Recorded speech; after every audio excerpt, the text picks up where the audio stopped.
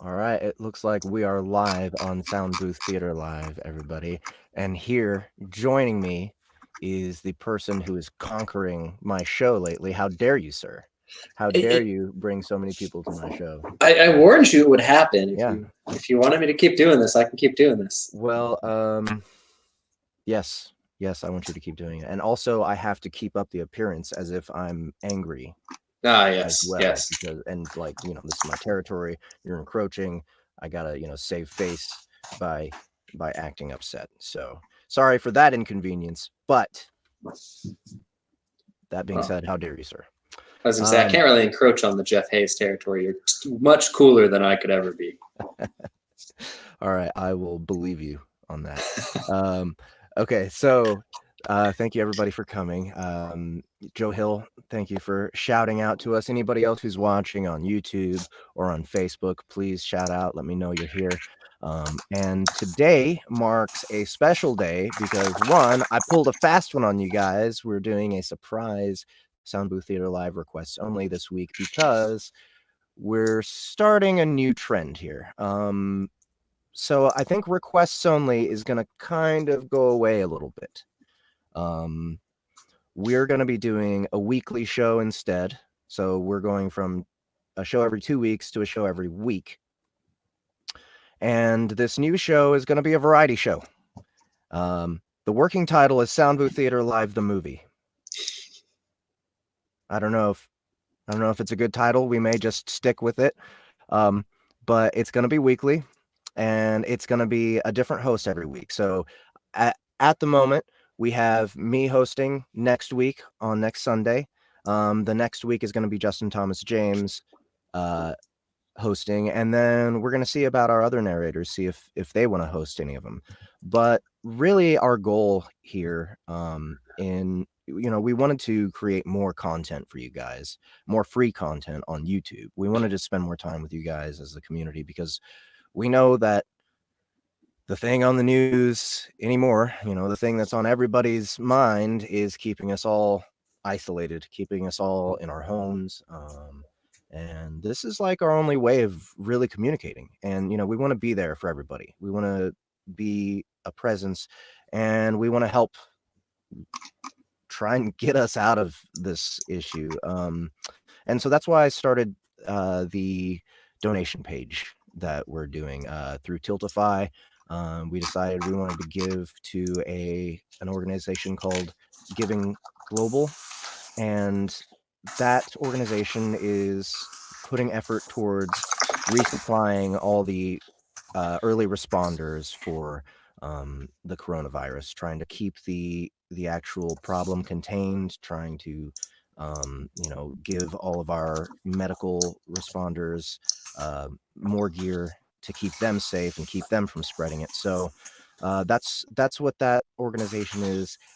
Today I started a campaign just to raise $200. I just, I know I sprung this stuff on you guys. I'm not expecting too much. So I just set us a low bar, $200 for tonight. And I will match donations up to $200 for whatever you guys give. So basically every dollar you put in is worth two. Um, Already we're at $110. So if I match that, we've already gone past the goal of 200. But the more you guys give, as I said, up to $200, it's going to get doubled. So if you guys have money to spare, if you're concerned about all the people that are having a hard time right now and want this issue to go away as fast as possible, please check the link in the description on the YouTube channel. I put a link in all the Facebook posts as well. Please share these videos, subscribe to the channel. And spread us out there. See how much good we can do. We're planning to do this for weekly for the next 8 weeks. We're not sure how long we're all going to be cooped up here, so we've projected we're going to do 8 weeks, so 8 total episodes of Sound Booth Theater Live the movie. And what that's going to entail, like next week, I'm actually going to be hosting, and I'm going to have Dory Sachs and Gary Francis Furlong on as guests. We're going to do We're going to do an original audio drama being written currently by our communications manager, Emily Labus. And it's actually going to be a serial. And every week we're going to go a little bit further in the story. And it doesn't matter who's actually playing the characters. You know, every week is going to be a different cast of people. So we're going to have to recast ourselves in all the parts, but it's going to be fun. It is topical satire. You'll see what it is next week when we throw it up. But request only isn't 100% going away. We will also be doing one request from the poll, the number one request from the poll every week. So the poll's not going away, but you guys are going to have to be more choosy about who gets that top slot. So Jonathan Smidt, your job has become more difficult. You want to conquer my territory, you got to bring more people in to make sure you're in the number one slot every time. I think I'll just retreat to books and bourbon. Okay. All right. You can do as you will. See if someone else wants to claim the hilltop here. And then other than that, the last thing that we do is going to be kind of the host's choice. So, yeah, keep an eye out, guys. We're going to a weekly format, so we can spend twice as much time with you over these crazy times, and hopefully we can make a difference and raise some more money over the coming months. So let's get to it. Requests only. The last requests only for a little while on its own. We're going to go to Matt Dinniman's request. Now, Matt Dinniman also has a Royal Road series that he's working on.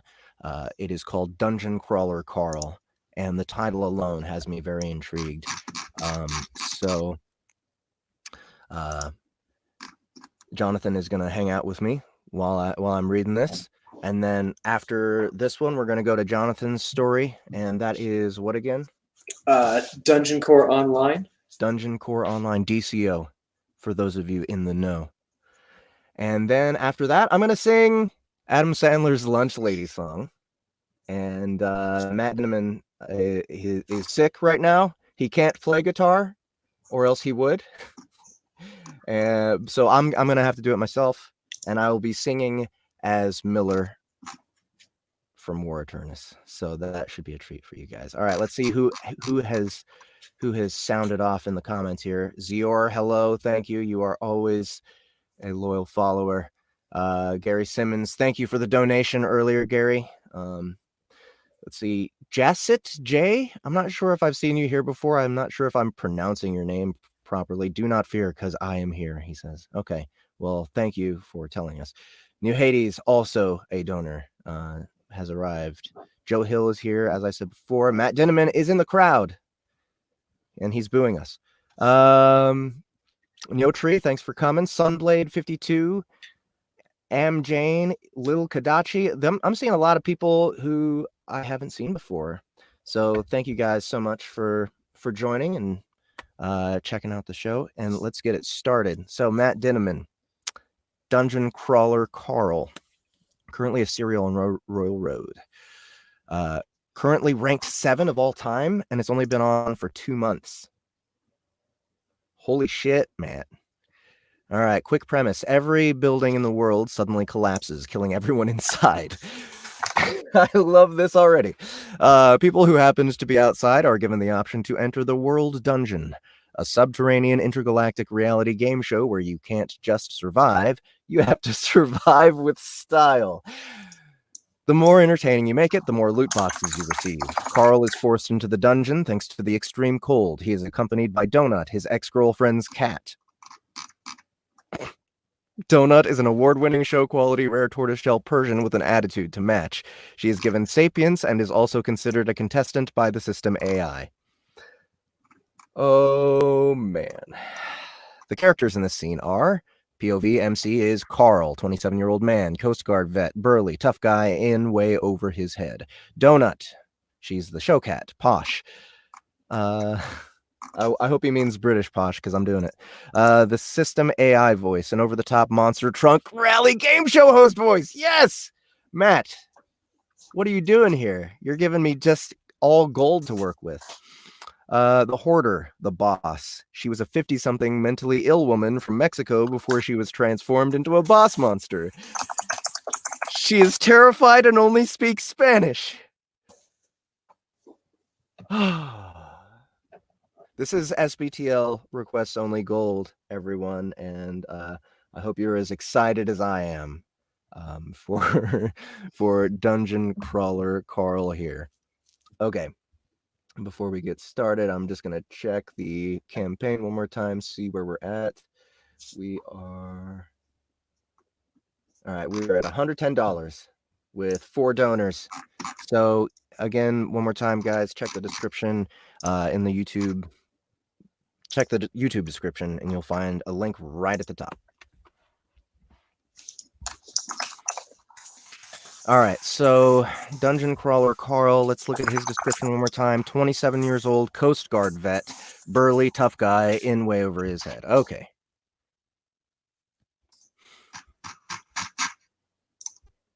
All right. Jonathan, you think you can mute real quick while you're not talking? Was I not muted? No, the mouse. Oh, stupid little thing. It's all good. All right. The door at the end of the tunnel didn't have any sort of official sign on my minimap. We crept toward it, going as silently as possible. Donut's little bell jingled with each step. The room beyond was large and round-shaped, probably about 1,500 square feet. 1 second. Let me see if... Oh, there we go. That's better. The door itself was old and grimy, with a doorknob that appeared to be hanging on by a single bolt. While it wasn't labeled on the minimap, there was a paper sign attached to the door written in Spanish. It looked like some sort of official notice. The sign was old and weathered, and it looked like it had been there a while. "No entrar," I whispered, squinting at the sign. "I think that means do not enter. The next part, por orden del Centro de Salud. I don't know. By order of something, I think. Can you read it?" Donut just looked at me like it was the stupidest question she'd ever been asked.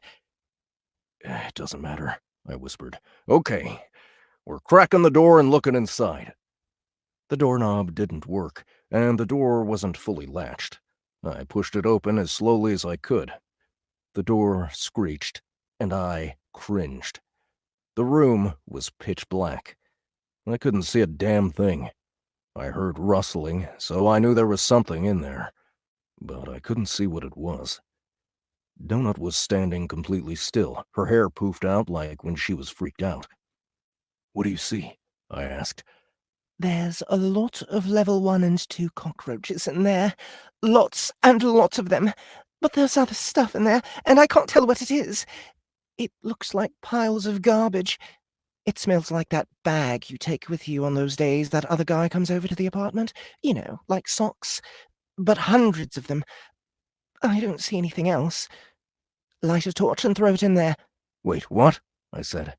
"Are you talking about my gym bag? Some guy was coming over to the apartment when I was at the gym?" "Focus, Carl. Light a torch." "Actually," I said, "I have a better idea." I couldn't believe it. Actually, I could believe it. It was my own fault. I should have broken up with her long ago. I felt like an idiot. I also suddenly felt very reckless. "Get ready to run," I said, as I pulled out the stick of goblin dynamite. The red stick was wet and sticky on the outside, like it was sweating. I examined its properties. The game show voice whispered the description. Oh, great. So, okay, so I'm a truck, monster truck rally host, but I'm whispering. "Goblin dynamite. This stuff is especially volatile. It's so volatile you probably don't even need to light the wick to set it off. It's so volatile even loud noises might set it off.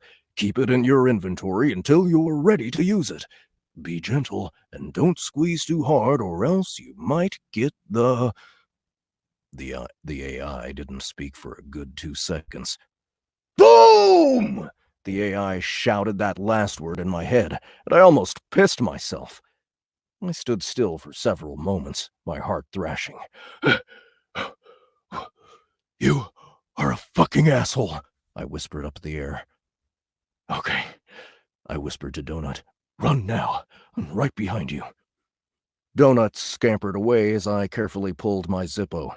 I lit the long wick, which started hissing and popping like a sparkler. I tossed the dynamite into the room, throwing it as hard as I could. I turned and I ran.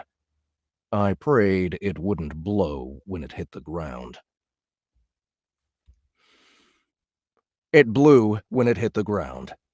I'd chucked the dynamite a pretty good distance into the large room, but I was only a few steps away from the door when it went off.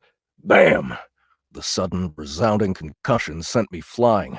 I hit the stone floor and bounced, sliding. The wooden door splintered, and a jagged hunk of wood ricocheted off my head. Stinking, billowing smoke poured through the entrance. Blood seeped from a cut deep in my scalp. My vision flashed red, and I received a "Danger! Low health!" warning. But it quickly abated. Behind me, I could hear the crackling of fire. I groaned, rolling onto my back as my health slowly kicked its way back up. I felt as if I'd been run over by that goblin bulldozer thing. Donut appeared above me, looking down. Are you dead? She asked. No, I said. I don't think so. Then you better get up. Let's go see what we just killed.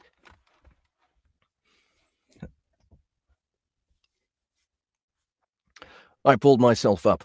Mordecai had said I'd be fully healed in 2 minutes, but 2 minutes was a long time when you were in pain. I had over a dozen healing potions now, but I didn't want to waste one just yet. Not when I didn't have to. The room glowed red. I pulled a torch from my inventory. I went to grab my lighter, but a box appeared above the torch, asking if I wanted to activate it. Weird. It was different than the dynamite. I mentally clicked yes, and the torch lit on its own. A half-hour timer appeared and then faded as the bright, dancing flames engulfed the top half of the stick. I paused at the entrance, peering inside. The room looked as if it was the interior of a dumpster. Mountains of trash rose to the ceiling. Multiple small fires burned, giving it a pulsating red glow. I tossed the torch in, and the room lit up further.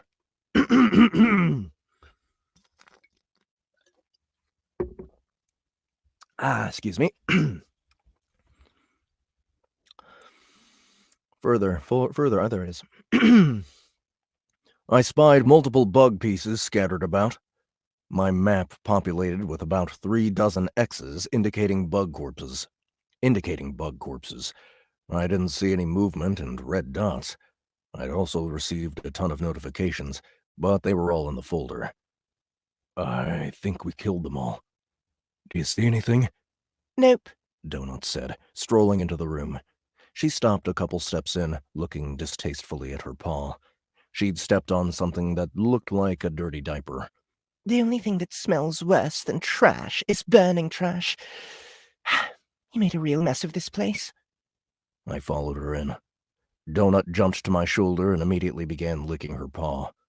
I pulled up the notifications as we cautiously moved deeper into the room. The ceiling was higher than out in the hall, almost as tall as the main corridor. Piles of garbage filled the room, stacked at least 15 feet tall. A black garbage bag was ripped open at my feet, and I could see fast food wrappers, soggy Spanish-language magazines, and empty cans within. Why would they transfer garbage into here? Do you hear music? Donut asked, pausing her cleaning to look up at the ceiling.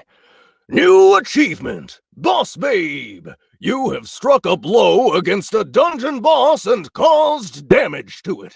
Here's a fun fact. For crawlers who make it through the tutorial, this achievement is, by far, most often the last achievement they ever receive. Isn't that interesting? Reward? Let's wait a few minutes before we decide on whether or not to waste a prize on you. Shing! The door, which moments before had been blown to bits, magically reformed itself, locking us in the room. And just to hammer the matter home, silvery, glowing bars of metal appeared, locking it in place one by one with a clink, clink, clink. 3 skull-headed torches appeared, arising from the garbage heaps. At the far end of the room, something rustled. Something big. Music started playing, the sound filling the room. It was odd, intense, disjointed. It was like a harp playing with distortion with a heavy beat under it. The ground rumbled as the announcement came.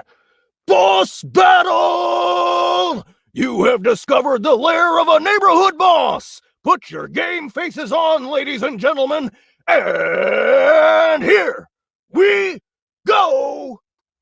The AI was louder than usual. He sounded like an announcer at a monster truck rally. Normally, I was only really hearing this stuff in my head. This time it was through an actual loudspeaker. It echoed, shaking the walls and the piles of garbage. Carl, I don't like this. Take me from here immediately, Donut cried. She jumped from my shoulder and started scratching at the door, which would not open. Carl, open the door this instant! I pushed myself against the back wall, waiting for the monster to emerge. Donut, get ready, I cried. Just start pumping it with magic missiles. Use your mana potions to refill yourself. Donut turned and panic-fired a missile, which bounced ineffectively against the sifting garbage pile. Wait until we see what it is first. The garbage exploded upward in a geyser of scorched trash bags. Bug parts and paper and food wrappers rained. The woman appeared, reaching into the air, screaming as she rocketed up like she'd been shot out of a cannon. She landed with a heavy crash 20 meters in front of us. Donut and I looked at one another. This was a human woman, about 35 years old, enormously fat. She wore a filthy and ripped t-shirt and no bra, and her skin was covered in open sores and scabs. A blue pair of sweatpants with the word pink along the leg appeared to be stretched to their limits. Her black hair clung to her head in clumps. Like me, she wore no shoes. She was also 15 feet tall. She spied us cowering, and she screamed again. Everything stopped the moment she screamed. She froze, I froze, and Donut froze. The only thing that kept moving was my mind, which raced. What the actual...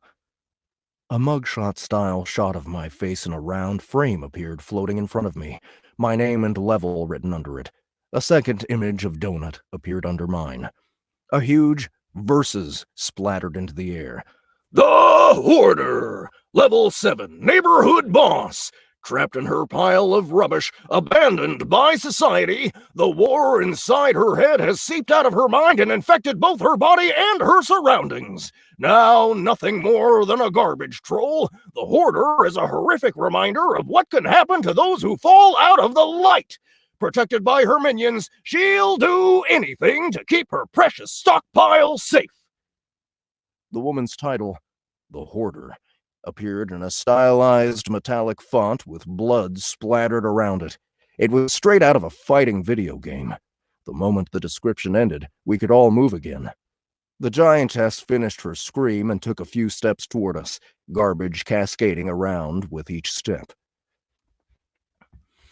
Half of the woman's face was burned to hell. She had a health bar over her head, and it was already 3/4 gone. I'd cheated the boss fight, killing her minions and hurting her before it even began. Ayúdame, por favor! The woman cried, reaching for us. Her voice was deep, beefy, scared. The giant woman sounded terrified. No sé qué está pasando. Me duele el estómago. No sé dónde estoy. Por favor, tengo miedo. Shit, I think she's a person, I said. Like she was in her house when it happened and they turned her into this thing. We should help her. Yeah, that'll be a no, Donut said. She shot a magic missile at the woman, who staggered as it exploded against her chest. The tattered remains of the woman's filthy t-shirt burned away, revealing pendulous, stretch-marked breasts that fell over a sagging, equally marred stomach. Her health barely nudged. Apologies to anyone who actually speaks Spanish. I have no idea what I'm reading here. Ayúdame! The monster woman cried again. She made a gagging noise, and when she opened her mouth, a pair of level 2 scatterers came out and charged at us, hissing. This is really disgusting, Donut said. She shot another missile at the woman, her third. Take a mana potion, I cried. I punted a cockroach and then stomped the second. A bag of garbage softened the blow, and it didn't die. I stomped again. I cried out as a jagged hunk of metal tore my foot. The scatterer hissed. Fuck this. I reached down and ripped its head right off the body. It came off with a pop, sending me flying backward. I hit the ground. My hand grabbed something. I thought at first it was a bicycle chain. No, a leash. A metal, chain-linked leash. The kind people used for really scary dogs. I snatched it up, pulling. It was still attached to the mummified remains of a large dog. It yanked out of the garbage like a monster leaping at me. Jesus Christ! I unhooked it and pulled myself to my feet. Okay, I said, looping the chain in my hand. The woman was scared, disoriented, and she obviously didn't want to be here. But she was also vomiting killer cockroaches at us. Our only real choice was to take her out. Distract her, I said. I ran around one of the big piles of garbage, one of the ones holding the skull torches. Thwomp! Donut fired a missile. Hurry up! Donut cried. More cockroaches are coming! The cat yowled. I saw her sail into the air, using her jump ability to land atop the pile I was running around. Carl, this is not acceptable! I rounded the corner, coming at the massive woman from just behind her. Another magic missile bounced off her chest. She staggered as 2 more scatterers emerged from her mouth. She made this awful noise as they emerged, the sound of 20 people vomiting all at once. These were level 4 bugs, the larger brood guardians. I can't drink another potion yet! Donut cried. It won't let me! I can't fire another missile for a minute! Shit. I didn't think about what I did next. I rushed up the pile of garbage behind the woman. I looped the metal leash through the handle. I ran, and I jumped onto her back, slipping the loop over her throat. I slid off of her wet, greasy body, grasping the end of the leash with all of my strength as it pulled taut around her. She gurgled and started thrashing about wildly. She stumbled backward, falling toward me. I scrambled to my feet, pulling. Her hands moved to her throat as she crashed down, splattering one of the scatterers.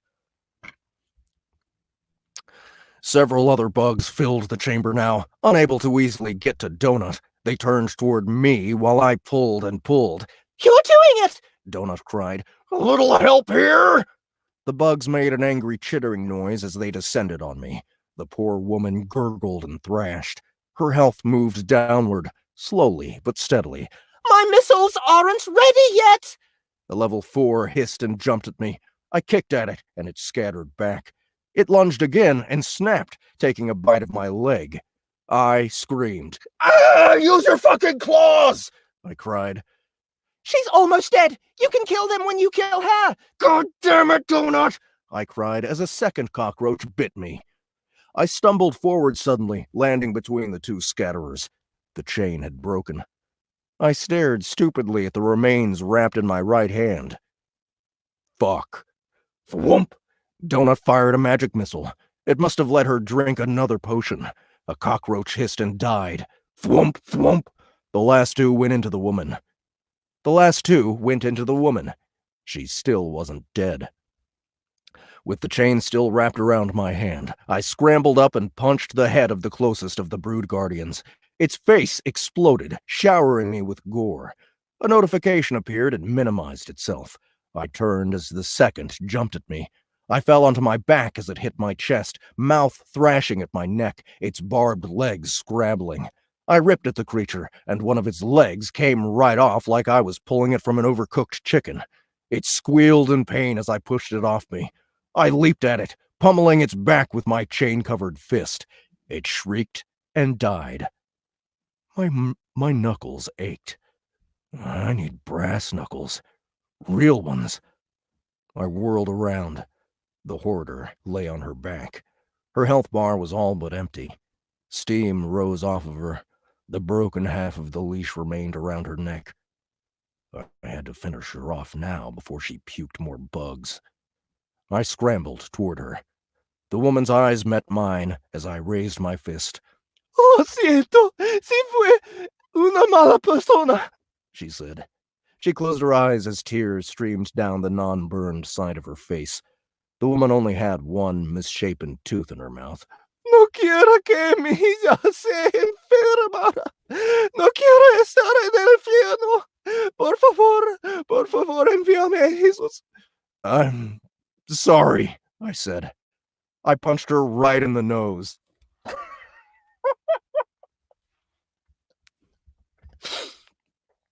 I felt it give underneath my fist, almost like it was an aluminum can wrapped in clay. It crumpled and crunched deep inside. I punched again and again. My fist burned in pain, and I took my own damage with each blow. A minute later, and she was dead. Once again, the world froze. And the winner is the Royal Court of Princess Donut! Our 2 mugshots filled my vision with "Winner!" stenciled over it. The remaining cockroaches all dropped dead. The door burst into shards. The music stopped. I leaned up against the stinking woman's dead body, and I tried not to vomit bacon and eggs all over myself. Man, that was fun. So yes, I don't know, Matt, if you requested that yourself. If you did, thank you. If it was somebody else, thank you. That was a ton of fun, and I hope to revisit this one sometime. So you guys keep requesting it if you want to see more monster truck madness. How did that one make you feel, Jonathan? Well, I'm totally outclassed here. We'll just get that out in the open right now. There is no way I can compete with something like that. So, hat off, obviously. Well, that's very honest of you, but I think we'll let our audience decide who has. I don't know. I mean, rank RRL. 7 after 2 months says the audience has already decided. Yeah, maybe. That's a shit load. I've also realized my chapters are really short. Oh, right. Well, I like short chapters though. I think it's a good thing to practice as an author is to do short chapters because it's more convenient for the reader and it's faster pacing. All right, let's see who else has been yammering in the chat here. Yeah, I was gonna say I went out of the my internet glitched for a second there. Let's see. Rocks Fall, Everyone Dies, the movie.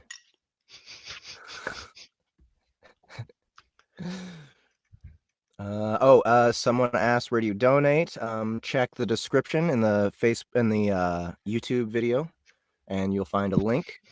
It's the campaign's going until tomorrow, so anyone who wants to donate, go there. Give a little bit, and remember, up to the $200 mark, every dollar that you donate is getting doubled by me. So, someone else, Neotree also donated. Thank you so much, and Lex also donated since I started that last read. So that's excellent. Thank you guys. That means we're up to 260 today. Let's see. The cat is dominant. Scatterer. Yeah, that's a roach. I love that name for the roaches.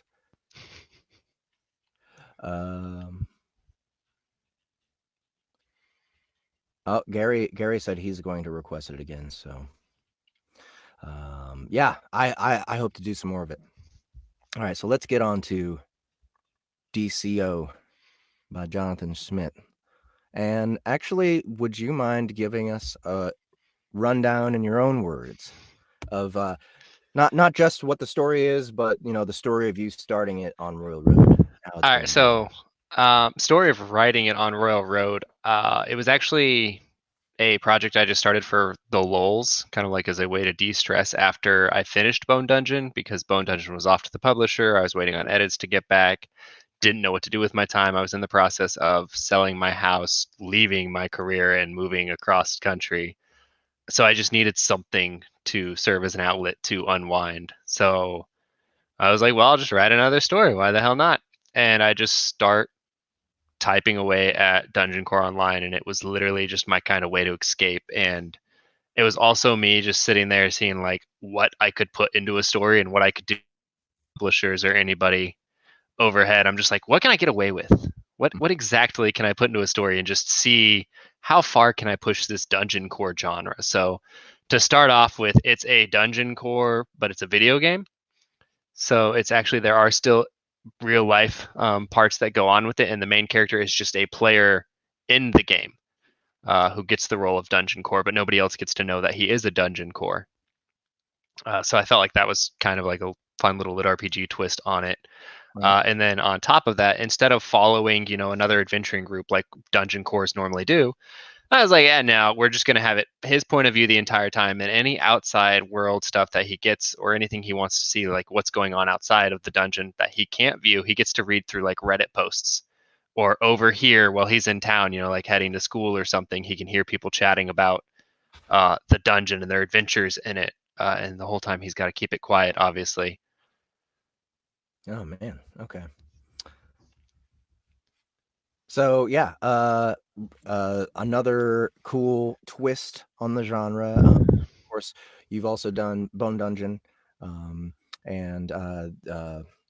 Infernal Bones. Yep. Infernal Bones. Elemental Dungeon is the series title. Yep. Right? I actually reference it loosely in Dungeon Core Online in like the 3rd chapter, because he's talking about, DCO, this game is called Dungeon Core Online. It's apparently based off this genre that came out in the 2010s era. So he was catching up on it and read the Elemental Dungeon series and the Divine Dungeon series. And I'm just like, doot. Yeah, that was a good way to loop it all back. Yeah, but it was funny because at that time, Bone Dungeon hadn't even published. So people are like, what the hell is the Elemental Dungeon series? And I'm like, it'll come out eventually. It'll be here. Yeah, so how much do you have now? How much have you written up to? It looks like a lot, right? Dungeon Core Online just hit 306,000 words. I just finished the 200th chapter, which my patrons got access to because they stay 10 chapters ahead based on the Railroad readers. So they're pretty happy. They got the accumulation of some big events, and then what everybody really loves DCO for is the mob types in it. Oh, okay. And whenever he gets new mob, because did you get better at naming them? No. Oh, okay. No, not at all. You'll see. But the running joke is he went with random as his dungeon mob option, thinking, hey, what could be the worst that could happen? Random, it'll cycle through like earth, fire, wind, water type mobs, right? Wrong. So the first floor is like demonic farm animals. The second floor is steampunk dinosaurs. The third floor is stuffed animals. So he just gets all sorts of crazy random shit that gets thrown at him, and he has to like deal with it and be like, how am I supposed to make this a competent floor and actually do stuff with it? Right. Which is what the readers really love. Yeah. So I'm assuming you have plans to move from Royal Road to Kindle? Yep. There are plans to clean it up, publish it. With 300,000 words and the arc just wrapping up that I've done, it could probably be broken into 2 stories right now to publish. I write it every week, though. I have a an offshoot actual lit RPG that takes place in the DCO world, following one of the players playing through the dungeon to give me a complete different perspective and everything that I write on, and that's like 30,000 words in. So it's really just a fun universe that I'm constantly writing in to relax. So Mondays and Fridays I do DCO related stuff, and then Tuesday through Thursdays working on Bone Dungeon 3. Great. Awesome. Well, let's get started here. We are starting in chapter 7, looks like.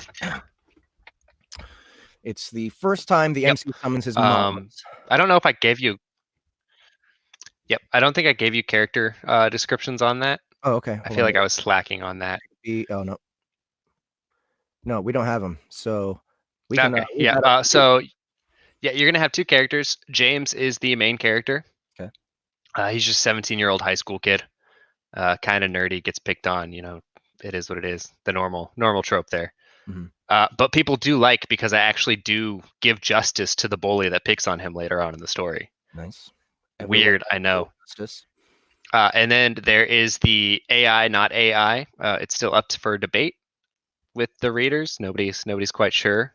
She's introduced as an AI, but there's obviously hinting back and forth on is she an AI, is she not? Her name is Rue, and she's a little more sarcastic, condescending at times, but not like an overly obnoxious female voice or anything. Just kind of a regular sarcastic. Just a bit of a witty. smart ass. Yep. She's Right. just out there to give the MC a hard time because she knows all the stuff because she's supposed to be there to help her, but she's also not like, I'm not going to be your slave. I'll tell you what I want to tell you, and we can figure this out. And then as they go on through the story too, they develop a stronger bond and everything, and then she becomes more helpful because now they're actually friends, and it's not just this, oh well, you're my fairy, so you're supposed to help me according to the trope. And she's like, yeah, hold the phone here. Yeah. How this works. Cool. All right. One more time the description of the MC. He's just an average kind of nerdy high schooler. Okay, gotcha. All right. Before I get started, check out this comment. I saw that. Thanks for that, Matt. I still See? cannot compete with Dungeon Carl at all. I don't know. But I do appreciate it. If he were on here, you and him could argue about this.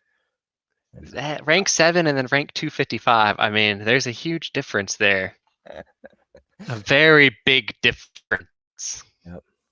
Well, hopefully it lights a fire under. And he has like twice the amount of followers they do. So get more people into your dungeon.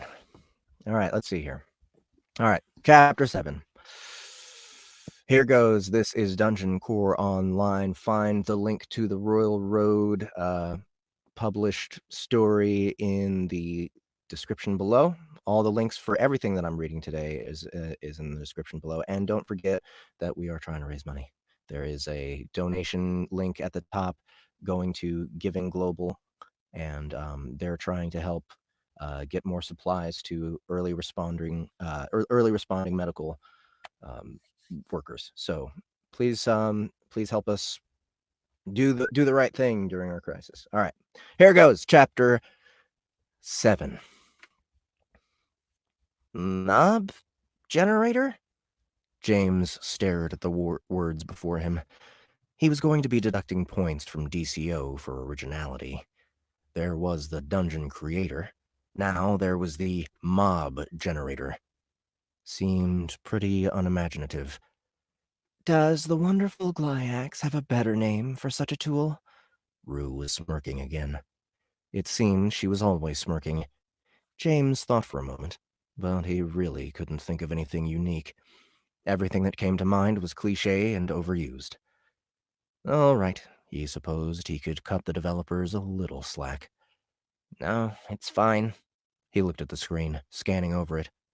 It was pretty basic, with the title above and then a bunch of rows and columns. Each column had a tier number listed next to it, while the rows to the right of each tier were currently empty.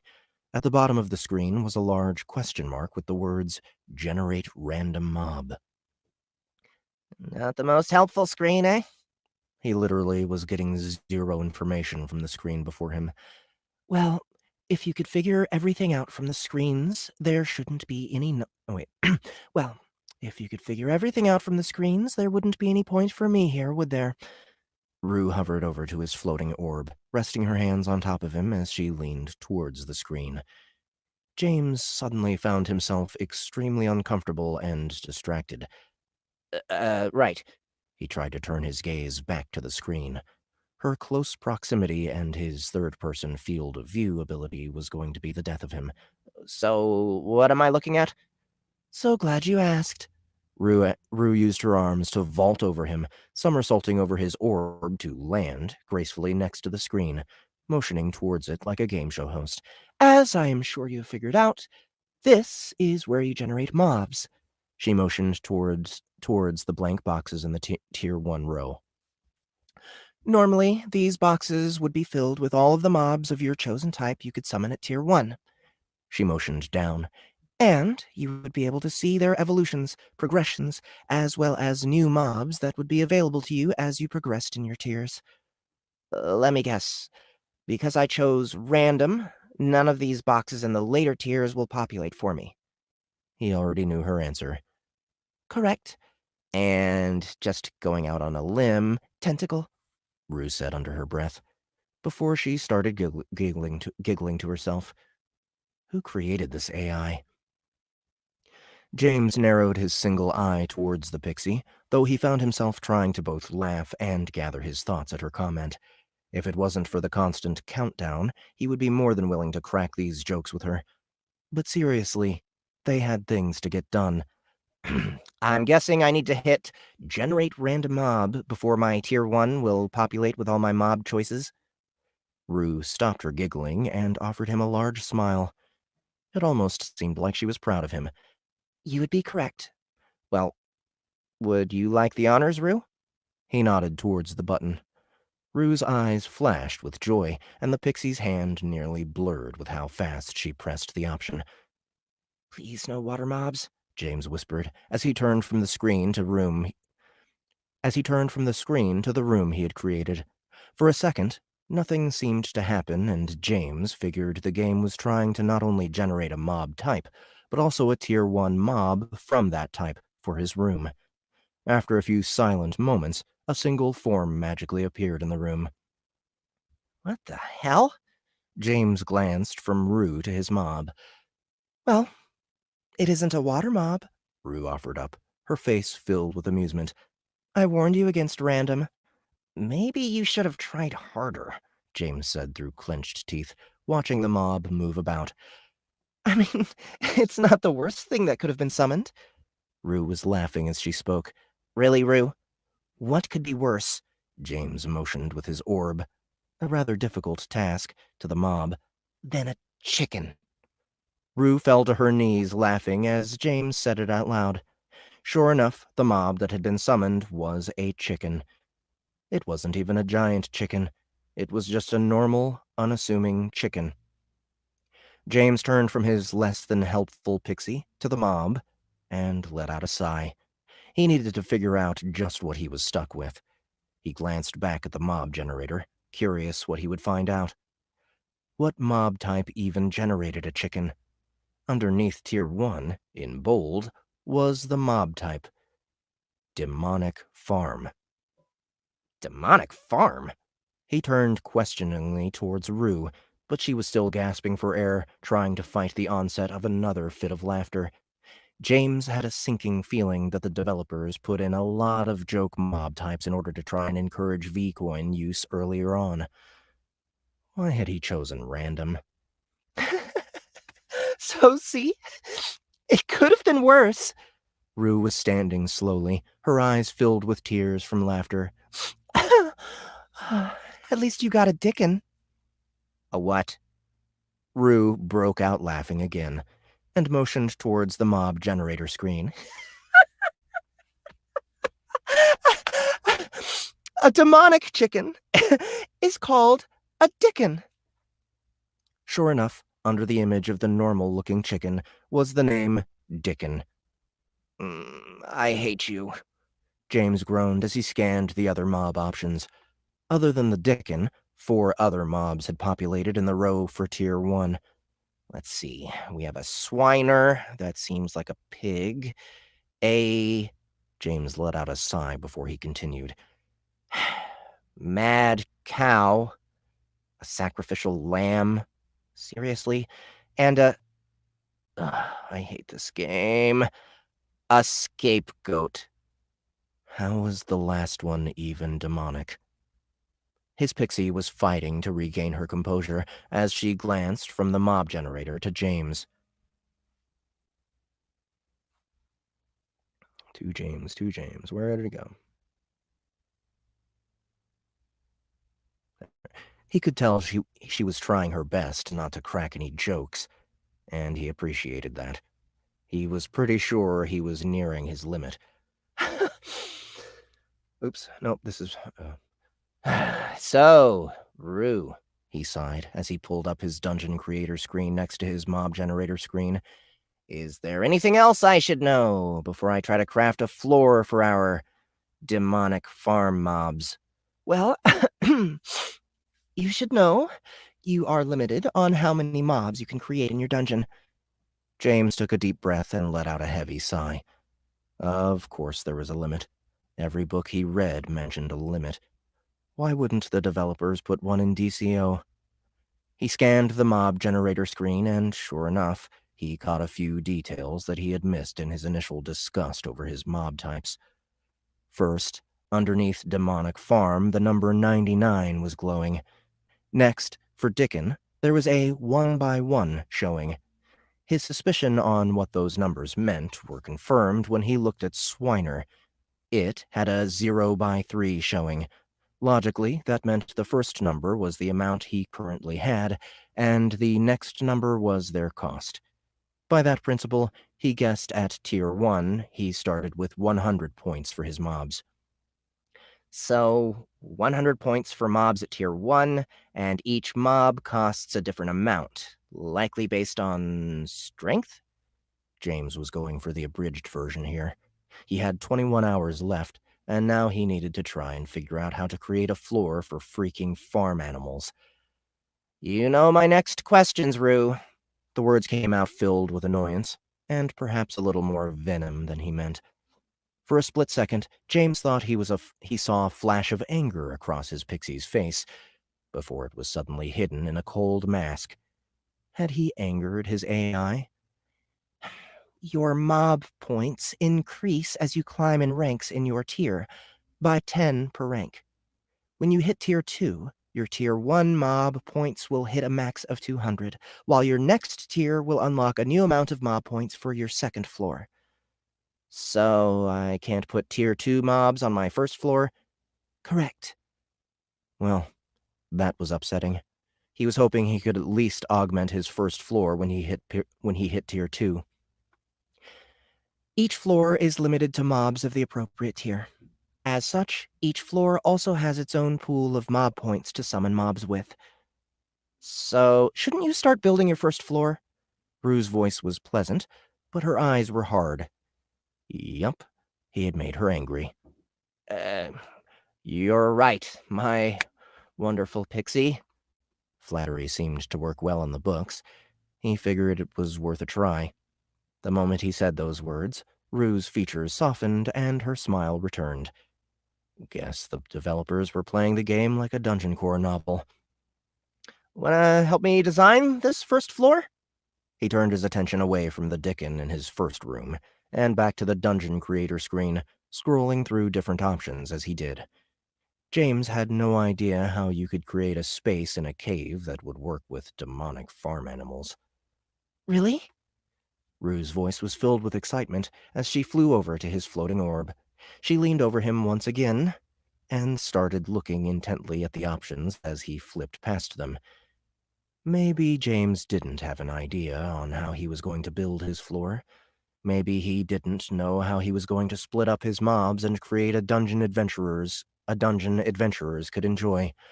But the one thing he did know was that right now, with Rue leaning over his orb, none of those other things bothered him. All right. That's it. Good times had by all. Good times had by all. The world boss on that level is called Charles the Dickon. He's a Charles. giant. He's a giant Dickon. Nice. I wonder if that was inspired by a particular author. I don't know. There's an ability called Great Egg Expectations, and then a Clucky Carol. Seems like it might be inspired by something. I'm not 100% sure. A mystery.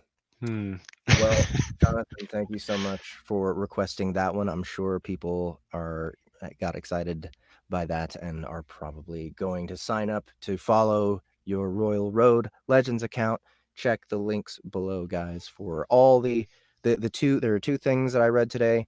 That was Dungeon Crawler Carl by Matt Dinniman, link there, and also Mr. Jonathan Smidt here wrote Dungeon Core Online. Lots of content, free content for you guys to go and read, consume, get obsessed with. And yeah, so hopefully everybody's being safe right now, being, keeping to themselves, stocking up, getting ready to ride this thing out. I think we're all feeling it. We're all feeling the pressure, and that's why, we want to help as well. So if you're able to, and of course, be sure you're able to before you click the link. We're not asking people who can't afford it, but if if you're lucky enough to be able to afford it right now in this troubling time, check the description one more time for the link to Giving Globally. It's a charity that Sound Booth Theater is trying to support over the next 2 months with our weekly new show, Sound Booth Theater Live, the movie. I don't know if we're gonna keep that. I just like it. It's so stupid. I love stupid things. I think everyone knows I love stupid things. So, last request, the Lunch Lady song. Adam Sandler's Lunch Lady song. Now, I don't know about you. I'm a 90s kid, so I listened to this album over and over. Adam Sandler had like a couple of pretty good albums. Maybe three or four. He used to make comedy albums, and they were stupid, but they were great. More stupid things that I love.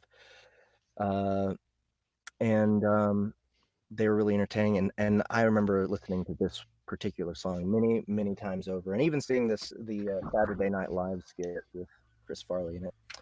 But yeah, do you have experience with this song, Jonathan? With a new phenomenon for you? Yeah, I was gonna say I mean everything Adam Sandler growing up, all of his Saturday Night Live skits, all of his movies. Yeah, I consumed it all. Yep. Well, then I had the Chris Farley joke earlier, so I mean it's all my childhood, all those good old. Yeah. So what I'm gonna do is I'm going to go grab my guitar, and I'm going to sing this song as Miller from War Eternus. I mean, it's not really a duet song. The original request was like Orin from Life Reset and Miller from War Eternus, but I don't know how it's going to work as a duet. It's just kind of one perspective. So I'll be right back. I'm going to grab my guitar.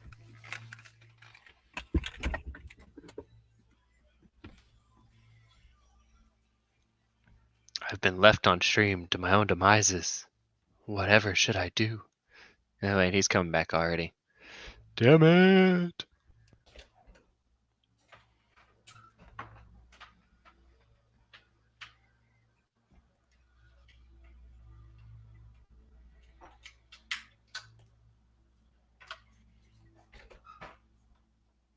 And now I miss playing piano.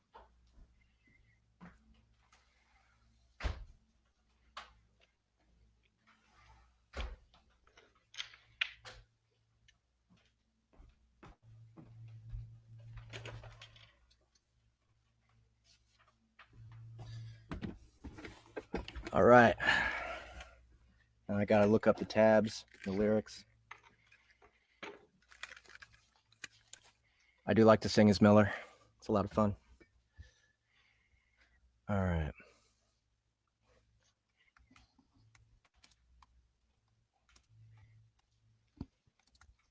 The like if you missed it earlier, Camaro. The second floor is steampunk dinosaurs. There's a Velocity Raptor, which later on evolves into a Velociraptor, which gets the ability to launch knowledge bombs on people as grenades. Just saying.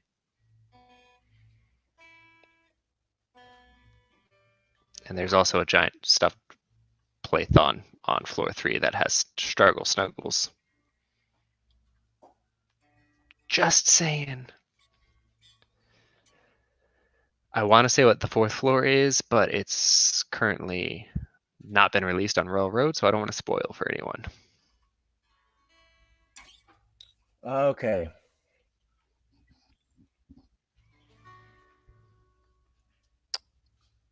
All right, guys. I don't know who requested this one. Brilliant. Good work, guys.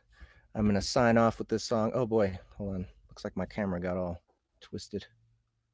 Where am I? All right.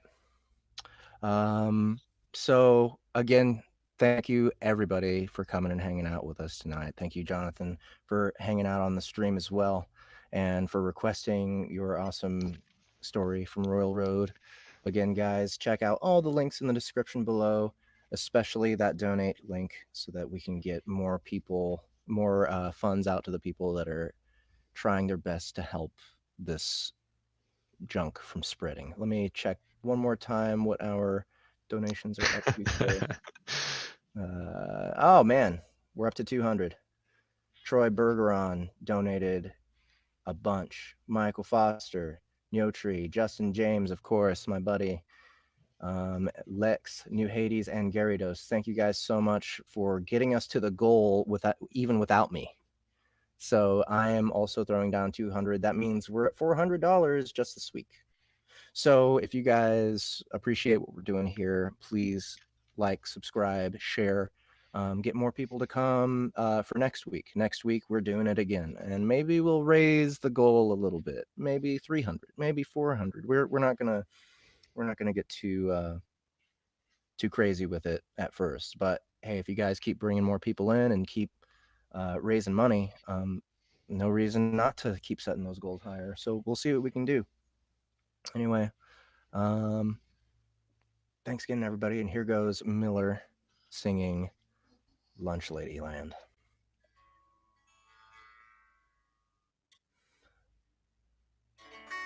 Woke up in the morning.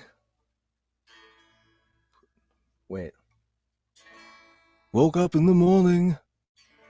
Put on my new plastic glove. Wait a minute. I think I got the chords backwards.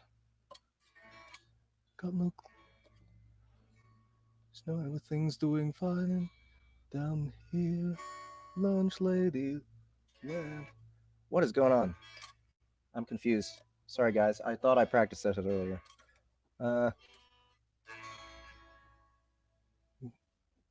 Let me listen to the YouTube video one more time to see what I'm getting wrong.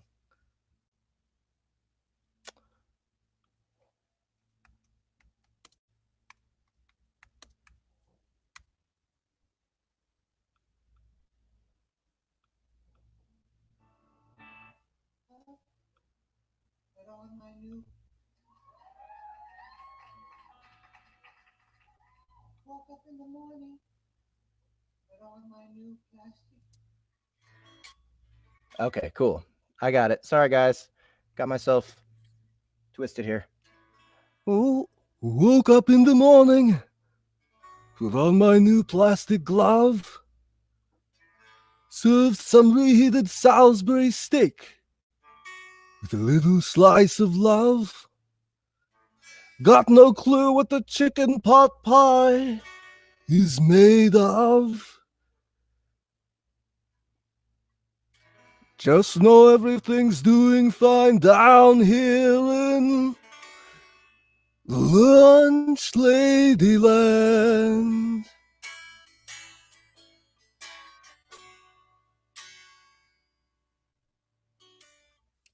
Well, I wear this net on my head, 'cause my red hair is falling out. I wear these brown orthopedic shoes, 'cause I got a bad case of the gout. I know you want seconds on the corn dogs, but there's no reason to shout. Everybody gets enough food down here in Lunch Ladyland.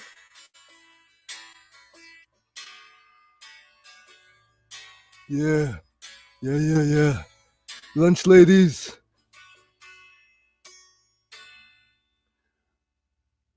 Yesterday's meatloaf is today's sloppy joes, and my breath reeks of tuna, and there's lots of black hairs coming out of my nose. Man, these chords are not right. On the chord thing that I'm looking at. Hoagies and grinders, navy beans, navy beans, navy beans, navy beans. Hoagies and grinders, navy beans, meatloaf sandwich. Sloppy Joe, sloppy Joe is a sloppy Joe, sloppy Joe.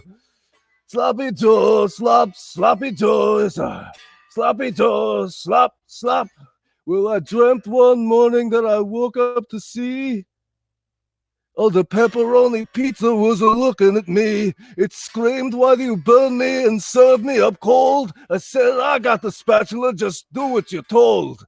Then the liver and onions started joining the fight, and the chocolate pudding pushed me with all its might, and the chop suey slapped me and they kicked me in the head.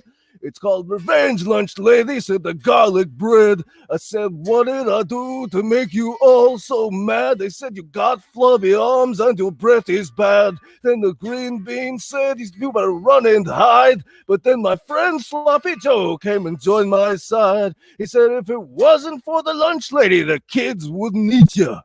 You should be shaking her hand and saying, 'Pleased to meet you.' She gives you a purpose and she gives you a goal. You should be kissing her feet and kissing her mole." Oh man, this is hard. Now all the angry foods just leave me alone, and we all live together in a happy home. Whew. Thanks to Sloppy Joe, Sloppy Joe, Sloppy Joe. Well, me and Sloppy Joe got married. We got 6 kids and we're doing just fine. Down in Lunch Lady Land. Oh man, that was awful. Thank you guys so much for asking me to humiliate myself every week. I really appreciate it. Until next week. I know those feels. They made me floss on my last stream. They made you floss. Wow. Yeah, like do the floss, like the dance. Oh wow. Yeah. Evil. Yep. You know, I think maybe I'll do something like this next time, except hey, donate to make me stop. That sounds like a better plan right now, actually. But yeah, again, guys, thanks so much for all the support. We are helping people out as much as we can. And oh, holy shit, we just went up to $300. Nice. So up to 5 total. I was gonna say that's like what, $120 donated in the last hour. Yeah. Apparently this works. Oh boy. So that's our show for tonight.